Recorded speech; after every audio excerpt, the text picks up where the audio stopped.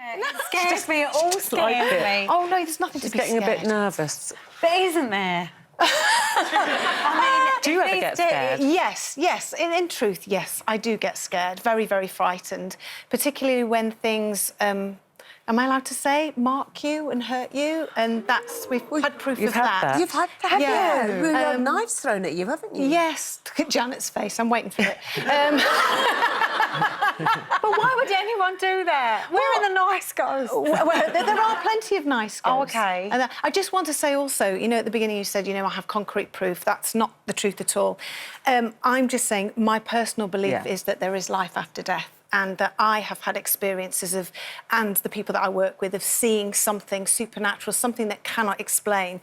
You were quite sceptical when you started. I mean, how many years have been Most Haunted been coming running up? now? 2001 we started, so it's a very, very long time. So at the beginning, you were like, I don't believe any of this. I'm guessing a little bit like Janet, you know, a little bit like, you know, you have to show it to me. I can't believe in something unless I actually see it. I believe in the afterlife. Well, that's I just don't believe it's hanging out in the bottom of my chimney and chucking knives at me. What have you got hanging out of your bottom? Your chimney? Oh, your chimney hanging out of the bottom of your chimney? Yes, I don't think that the spirit, the afterlife, takes the form of ghosts. I mean... But how do we know? None of us know, do we? There's no proof, there's no actual 100% proof that there is life after death, but scientists, and even Einstein himself, has said that energy cannot die, that energy goes on, so where do we go to? What I would love to know is, and I know this might sound silly, people always describe seeing children or older people or, you know, humans in general, and please don't think I'm taking the mickey, because I'm not. No. But why don't we see, like, dinosaurs or Neanderthals or other animals? Or a little mouse ghost. Why don't we ever see other things that die? It can't just be humans. What, you mean like your pet or something? I'd want to see a T-Rex, if I'm honest.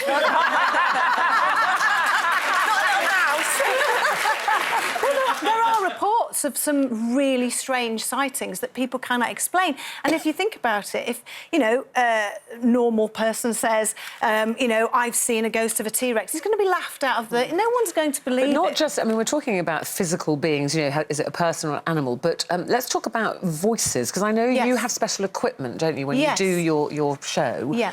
That... Is it a higher frequency than we can normally hear? This recording apparatus... Yes, so electronic voice phenomena. So basically it's picking up on airwaves that are not radio airwaves, they're scalar airwaves, so they're higher, so even higher than a dog can hear or an animal can hear. And if you have the correct software on your computer, anybody can do it, and you just leave it running in a supposed haunted place, and you ask a question, and a lot of times I'll say, and we've had, can you tell me your name? And you'll get John Smith or whatever, and you'll hear it and you'll see the sound waves coming up.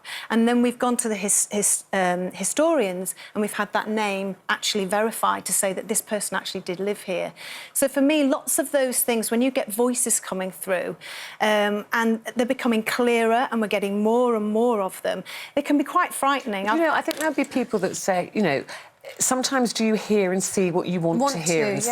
You know, and I was saying, like, when I was at boarding school, you know, they'd do the Ouija board, and it was the tension, the build-up. You know, let's do, and we'd put, you know, thing a sheet over the bed, and we'd all be under the bed, and you just knew, you know, and the thing would move, and we'd go, you moved that, Janet, and go, no, I didn't, and something, there'd be a noise, and we'd all run out screaming, oh, my God! You know, and so it's almost like, if you're there, can you feel that you feed off the kind of expectation? Yes, you can do, absolutely. But there are a lot of cases. I'm just thinking off the top of my head, Theatre Royal Drury Lane, the whole cast of My Fair Lady saw a ghost at exactly the same time. The whole cast. They're having a photograph taken, they look out, and there's the famous man in grey walks right across. Now, and they all saw that? They all saw that. And they weren't going, oh, there's a ghost, oh, they weren't on a ghost hunt, they weren't expecting, they were talking about their everyday lives. Could it just have been a man dressed in grey, though? No.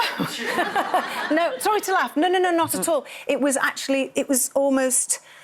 not transparent, but it wasn't a solid figure, but they all saw it. All right, if we buy your theory, and I know a lot of people believe in ghosts, and quite obviously I don't, but if we buy your theory that ghosts are there is an afterlife, and they've decided to wander around in white, why aren't they out during the day? Why are they always... Well, they are. But if your programmes, most of your programmes are filmed at night in the dark. Yes. Most of them are. We have caught things in the daytime as well. Like what?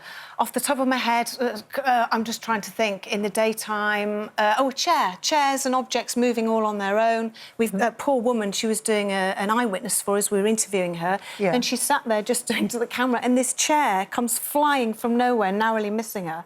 We've caught that on camera. Wheelchairs moving on their own, objects moving, voices. You know, we have caught one apparition that is really quite bizarre, and I'm not saying it's a ghost. Nobody from the Most Haunted team have said it's a ghost, and we captured this footage of a man walking up some steps. So we were looking at this, and at first we were like, oh my gosh, we've caught a ghost. And then I said, no, I think that's Stuart. So then when we looked in the edit, and I said, oh, could this be stone tape theory? Now, when I first heard about this, I thought this is really a little bit too weird and a bit difficult to believe. But you look at that and you can understand. Stone tape theory? So, for instance, the silica, some of the material that's made to make cement and various brick and things like that that's put in our buildings, they act like a video recorder. So when the elements of the weather are correct, the temperature is right, the air pressure and so on, it acts like it's made of the same sort of material as videotape. So actually, it will replay, that building will replay figures or voices. And for instance, there's a very famous haunting in Chester where a whole legion of Roman soldiers are seen regularly walking through a wall. Is that stone tape theory? I mean, there's so much to it. It's just absolutely fascinating. It's fascinating. You know, some people you'll never convince them. Of course others not. use No. claims As to your Paul view. O'Grady said to me, it's a ghost show, you'll never win. But you are now completely differently for you writing a children's book, Archie the Ghost Hunter. Yes, I had a dream, and I woke up and I thought, oh, I must write it down. And it was just about this little boy called Archie, had a backpack on and all this ghost-busting equipment. And I thought, this is crazy, because previous to that, we had lots of emails from parents saying, when are you going to write something for kids? When are you going to do something for children? And it's Archie the Ghost Hunter and The Rising. It's out in September. I'm sure you'll be sending a copy of that to the Duke and Duchess of Actually, Sussex. yes, the publishers are. Yeah. Yes, they certainly For are. the time being, thank you so much. You said, you know, who will ever get to the bottom of do they exist or not, but it was a lovely debate. I'll keep trying. Thank you very much. Thank you for having me.